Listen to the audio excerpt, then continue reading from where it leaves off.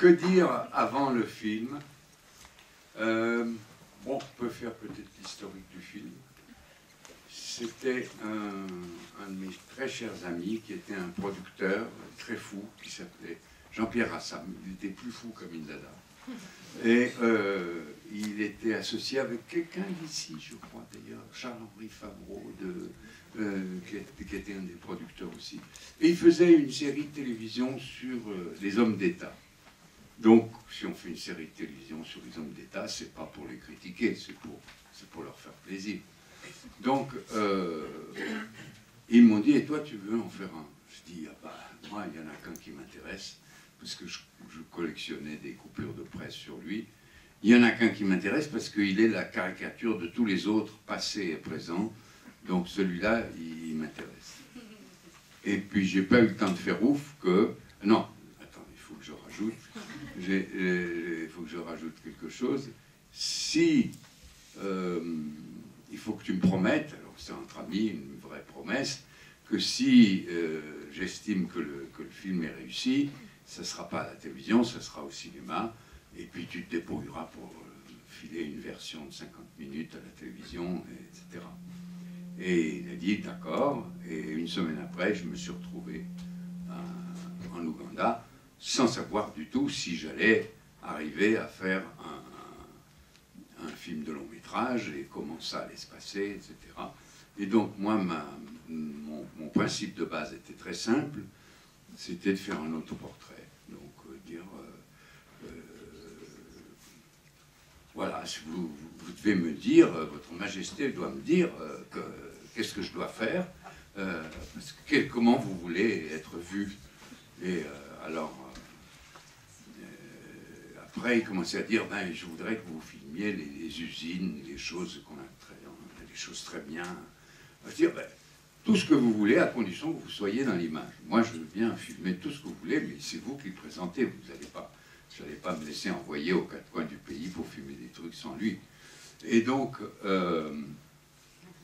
voilà comment le piège a été tendu. Et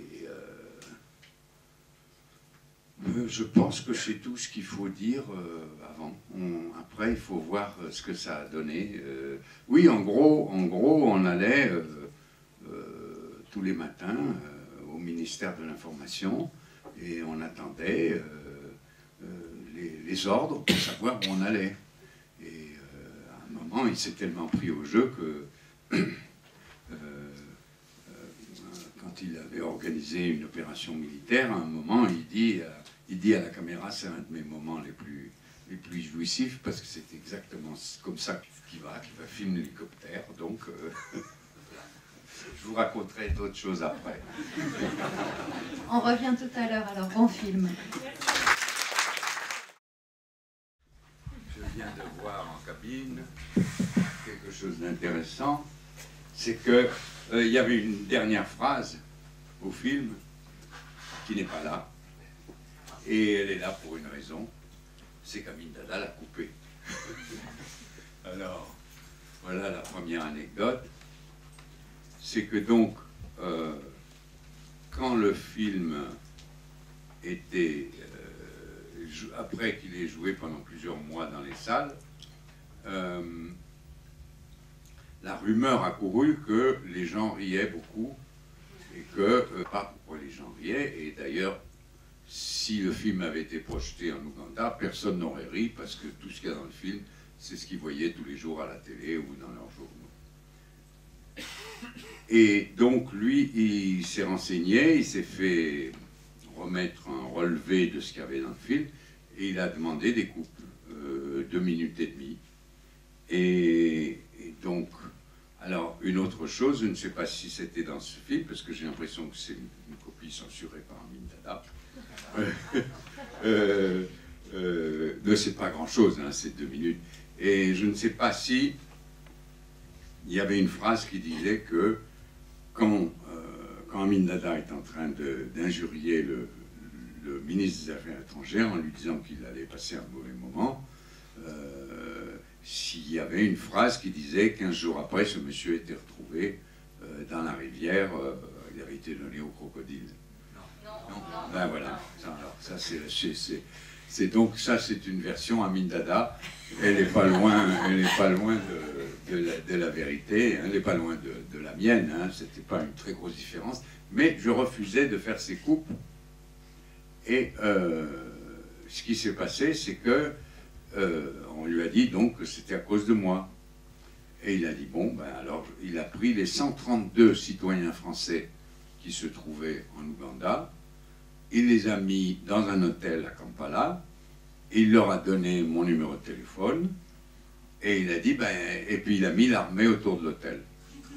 Et donc moi j'avais des coups de fil chez moi, même dans la nuit, avec des enfants qui pleuraient en arrière-fond, et des gens qui suppliaient, qui disaient que c'est pas possible, trop dangereux. Et donc évidemment j'ai fait les coupes, plutôt que de couper les têtes, il valait mieux faire des coupes dans le film, et à la minute où le film était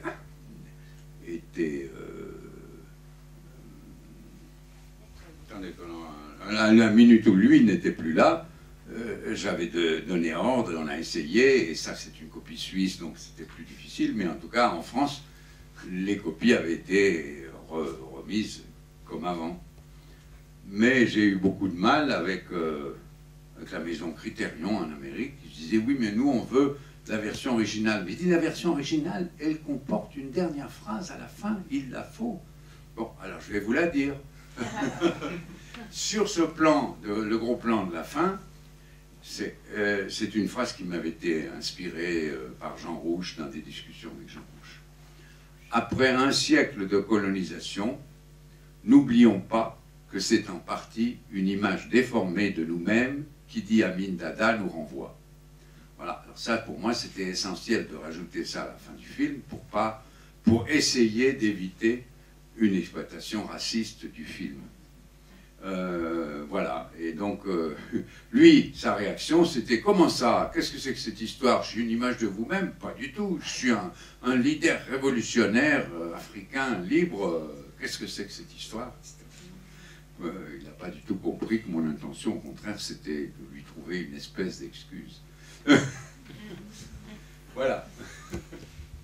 Alors, moi, je voudrais juste revenir un petit peu en arrière, parce qu'on s'est arrêté tout à l'heure dans votre présentation sur la scène où Idi Amin Dada dit « filmer ». Vous dites quoi? Filmer, c'était oui, c'était en passant, oui. Et maintenant que les spectateurs l'ont vu, peut-être vous pourriez nous dire à quel moment l'idée qui est, à mon avis, le cœur du film, de faire le film non pas sur Idi Amin Dada, mais avec lui, vous est venue. Oh ben moi, c'était bien sûr dans l'avion, j'étais parti pour ça. J'étais parti pour ça dans l'avion. L'idée, c'était d'être avec lui complètement, de le toucher complètement, et de ne pas me réfréner. Et si j'avais envie de rire quand il disait quelque chose de drôle, il voyait un cinéaste à côté de sa caméra qui était mort de rire. Alors lui, évidemment, il me voyait rire, il riait aussi, donc ça établissait toute une dynamique complètement différente, et il ne s'ennuyait pas une seconde, et il était encouragé en permanence. Donc là, j'étais aussi, bon, j'étais pousse au crime, quoi. Et pousse au crime avec quelqu'un comme ça, c'est quand même terrifiant si on y pense, quoi. C'est-à-dire que on rit, mais pendant ce temps-là, il y avait des gens qui étaient massacrés tous les soirs, il y avait une vraie dictature sanguinaire. C'était quand même effrayant. Le soir, on était en train de dîner au restaurant, et puis tout d'un coup, il y avait une panne d'électricité. Je me disais, ah bon, qu'est-ce qui se passe?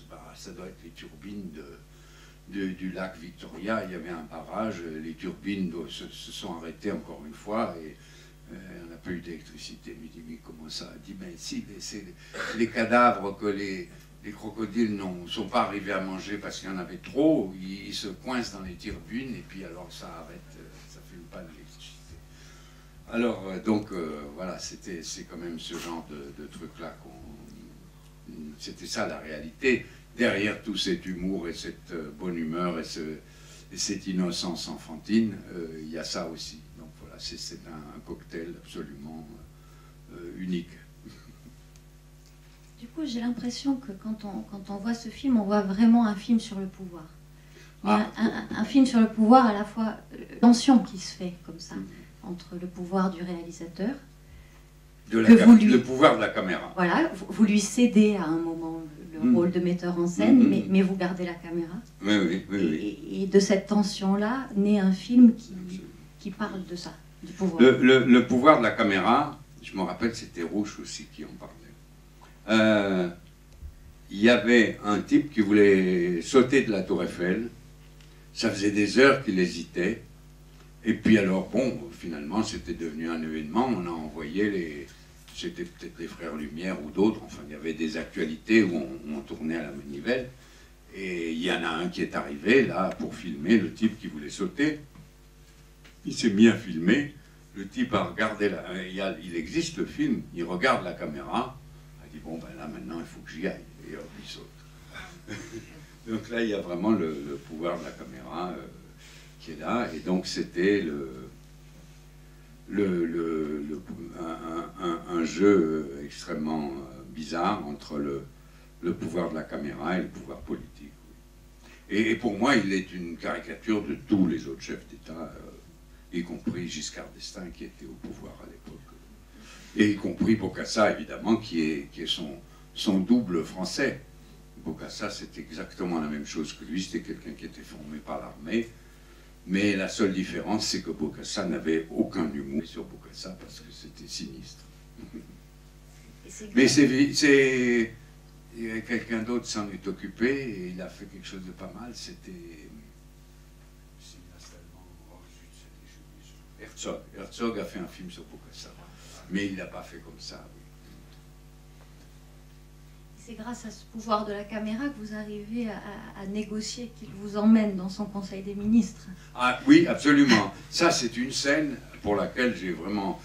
autant on était aux ordres pour filmer tout ce qu'il voulait, autant il y avait une scène que je revenais... Ça, j'ai carrément insisté, j'ai fait une campagne pour... je lui ai dit, mais écoutez, vous comprenez, votre Excellence, les gens vont croire que vous êtes un dictateur. Il faut absolument... qu'on comprenne comment fonctionne le gouvernement, il faut qu'il y ait d'autres gens, il faut que vous soyez à la tête d'un conseil des ministres, autrement on se dit que c'est vous qui avez des idées ou des rêves, et non, il faut que ce soit un vrai gouvernement. Dans tous les gouvernements, il y a des conseils des ministres, il faut en faire un. Et alors, il a dit, bon, d'accord, on va en faire un, d'accord. Puis il commence par dire, voilà, on fait ça, et il le dit en gros dans le film, il le dit, on fait ça pour le cinéma, quoi. Et évidemment, c'est une scène qui est encore plus révélatrice que les autres. Oui.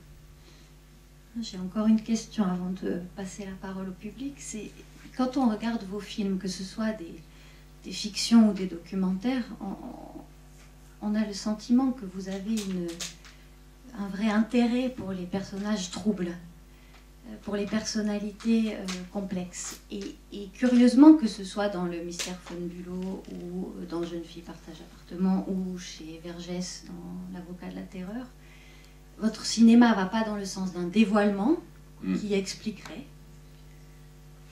mais au contraire donne à voir au spectateur l'opacité qui se maintient et un mystère quant à cette complexité-là.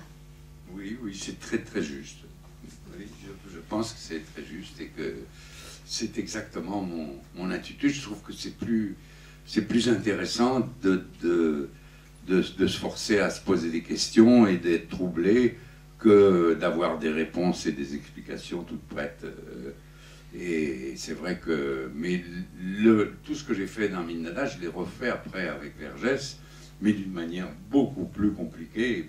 J'avais affaire à un super joueur d'échecs diabolique, et c'était pas quelqu'un d'aussi innocent qu'Amindada, et c'était beaucoup plus compliqué. Est-ce que vous avez eu peur pendant ce tournage?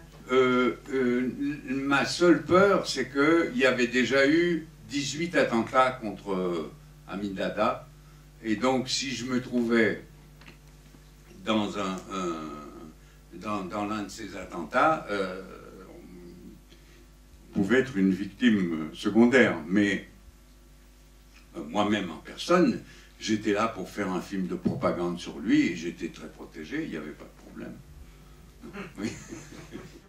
Pourquoi vous n'avez pas rajouté la dernière phrase dont vous avez parlé à la fin?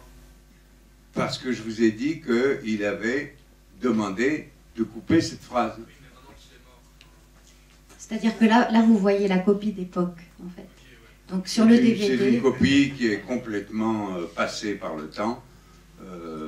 Le DVD américain n'a pas voulu mettre cette phrase, j'étais furieux, mais en France, je l'ai réenregistré il n'y a pas longtemps, et le film va sortir en Blu-ray, et ça va être splendide. Je travaille à ça depuis un mois, et les couleurs, vous allez pas croire vos yeux quand vous allez voir les vraies couleurs. Ce sera mieux que c'était en 35 mm, et la phrase sera là.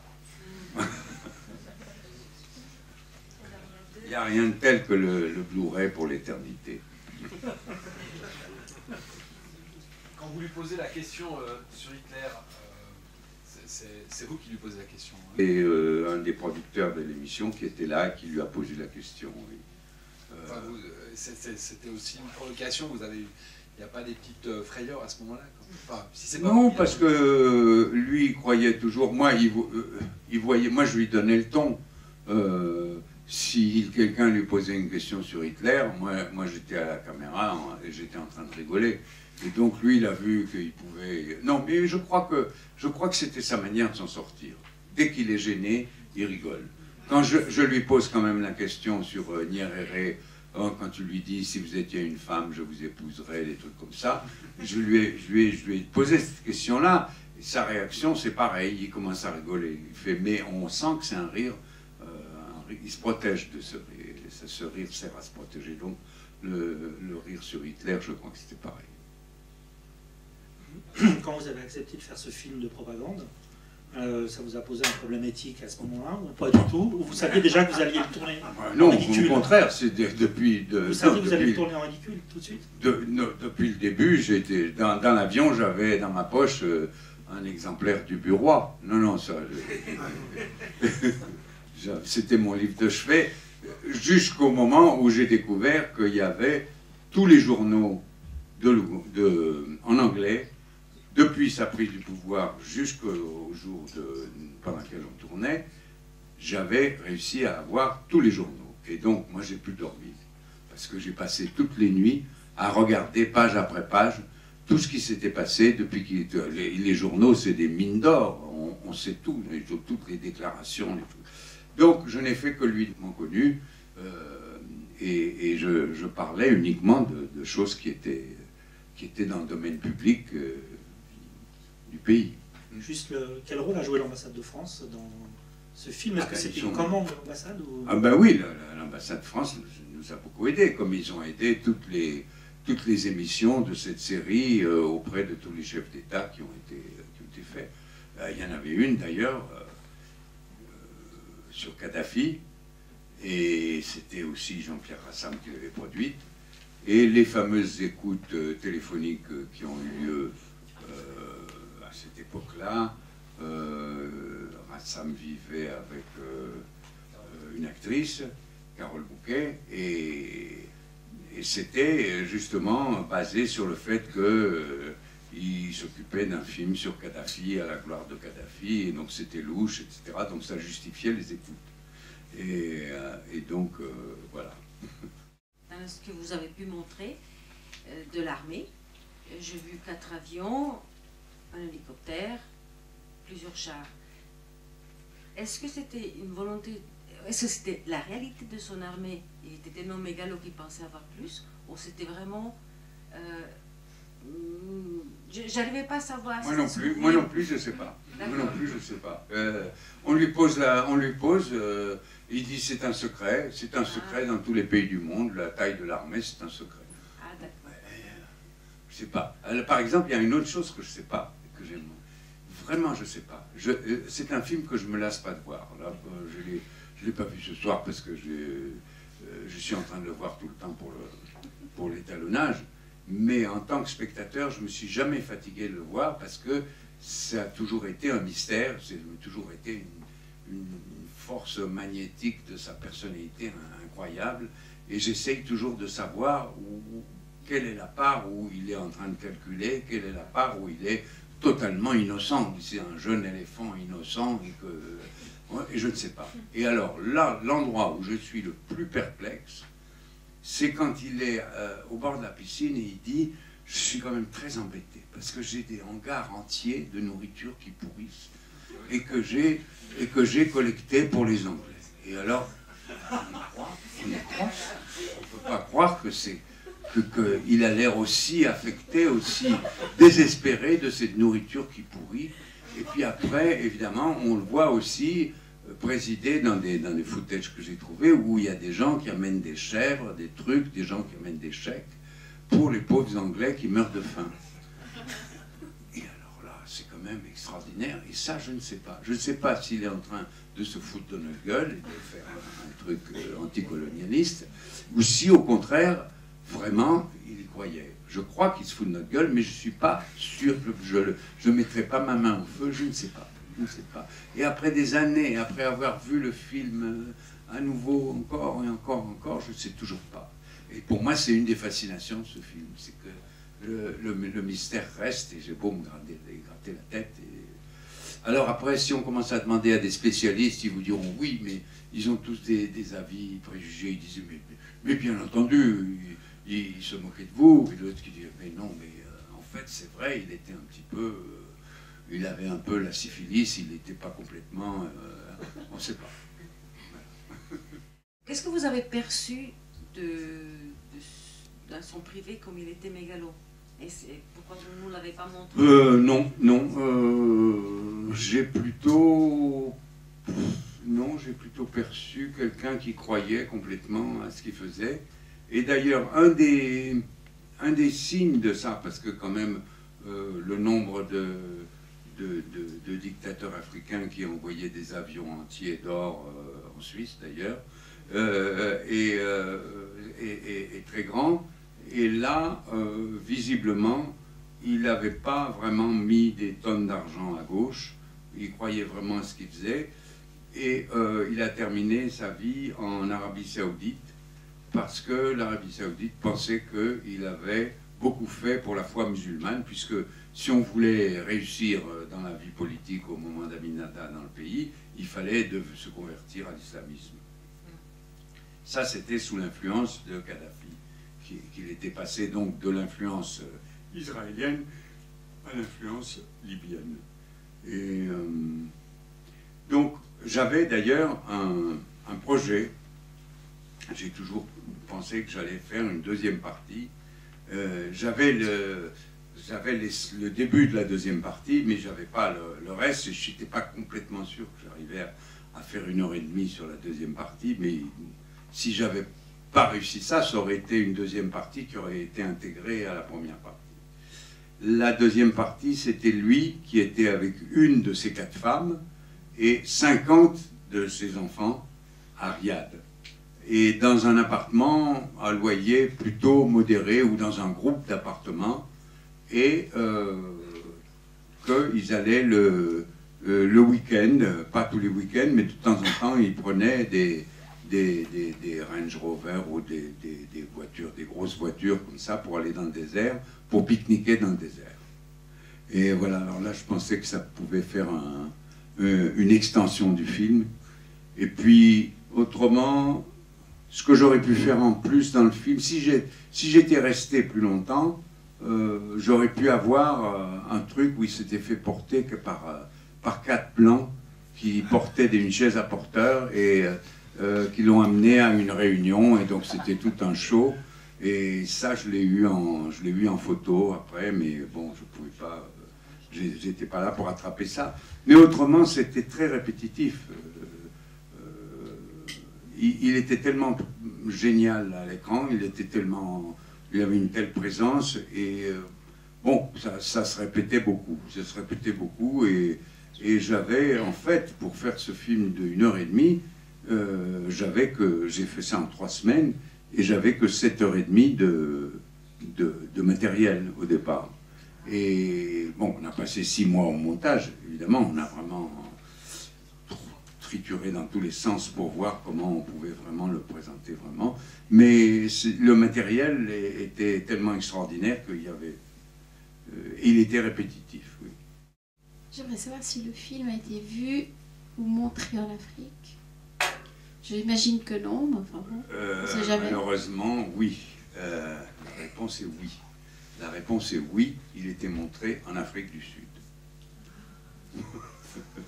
Voilà. Dans les cinémas ou bien... Comment? Dans les cinémas ou les cinémas? Dans les cinémas. Dans les cinémas, j'imagine que l'Afrique du Sud était ravie de montrer cette image-là de l'Afrique. Donc je ne suis pas fier de ça, mais c'est arrivé. Et il y a un autre phénomène qui s'est passé qui était extraordinaire, c'est que le vendeur à l'étranger du film était juste le bureau à côté du mien, et il y avait un moment, il est venu me voir, ça s'est reproduit plusieurs fois. Il y avait des gens qui venaient pour acheter les droits de pays qui visiblement n'auraient pas été intéressés. Quelqu'un qui venait pour acheter les droits du Zaïre. Ah, il y avait l'Iran. L'Iran aussi, c'était le Shah d'Iran, donc à l'époque, qui voulait absolument avoir enfin, finalement, j'ai compris que tous ces gens qui venaient pour acheter les droits, c'était des gens qui voulaient faire plaisir aux gens qui étaient au pouvoir. Et les gens qui étaient au pouvoir mourraient d'envie d'avoir une copie chez eux de ce film pour voir qu'est-ce que les confrères faisaient. Pour être bien renseigné sur le confrère Amin Dada. Et donc, les hommes d'affaires savaient que s'ils voulaient bien se faire voir d'un homme au pouvoir, il fallait absolument faire un cadeau d'une copie du film. Ça, c'était le cadeau le plus apprécié. Donc, nous, comme on savait ça, on disait, écoutez, nous, on ne vend pas des copies du film, on vend les droits. Alors, si vous voulez les droits pour tel pays, vous allez payer tant, et puis là, en échange de ce prix-là, vous aurez le droit de tirer une copie, ou même plusieurs copies. En fait, ils voulaient qu'une copie, et c'était ça le prix de la copie. Et donc, ça, c'était fascinant de voir à quel point tous les dictateurs entre eux s'observent, se renseignent sur le confrère, etc.